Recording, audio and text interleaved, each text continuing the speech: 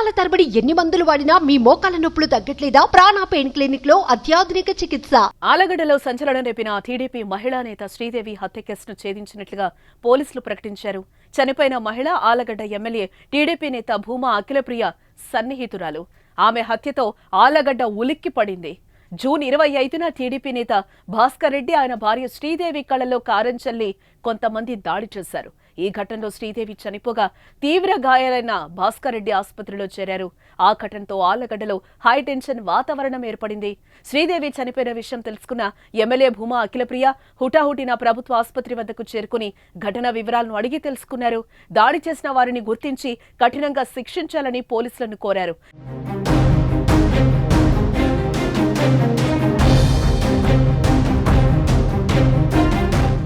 ఇటీవల జరిగిన ఎన్నికల్లో భూమా అఖిలప్రియకు మద్దతుగా భాస్కర్ రెడ్డి దంపతులు ప్రచారం కూడా చేశారు. జూలై 4న శ్రీదేవి కేసులో 6 వ్యక్తులను అరెస్టు చేసినట్లుగా ఆలగడ్డ డీఎస్పీ షేక్ షర్ఫుద్దీన్ తెలిపారు. ఆస్తి తగాదాలు ఈ హత్యకు కారణమన్నారు.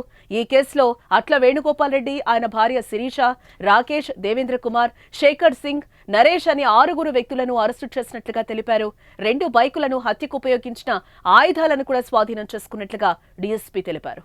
ఆ రోజు 26వ తేదీ సాయంత్రము 4:30కి వీళ్ళు ఇంట్లో చేరుకున్నారు. వేణుగోపాల్ రెడ్డి ఇంట్లో చేరుకొని వాళ్ళు నంద్యాల నుంచి భార్యాభర్తలు ఈ శ్రీనివాసరెడ్డి కారులో పిలుచుకొని రావడం చూసినారు.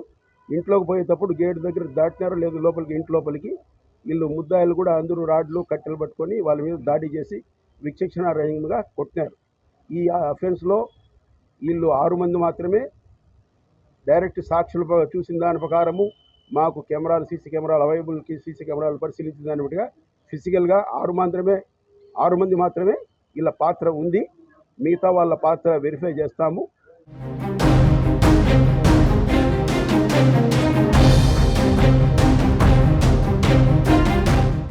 సుమన్ టీవీలో మీ పర్సనల్ అండ్ బిజినెస్ ప్రమోషన్స్ కోసం కింది నెంబర్కి కాంటాక్ట్ చేయండి.